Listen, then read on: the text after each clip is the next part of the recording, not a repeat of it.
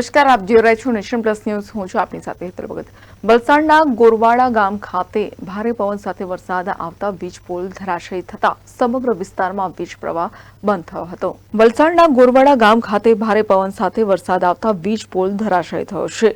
વીજ પોલ ધરાશયી થતા સમગ્ર વિસ્તારમાં વીજ પ્રવાહ પણ બંધ થયો હતો.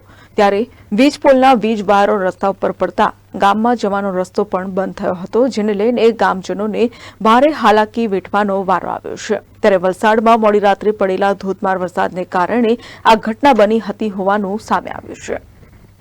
Bureau report, Nation Plus News, Valsad.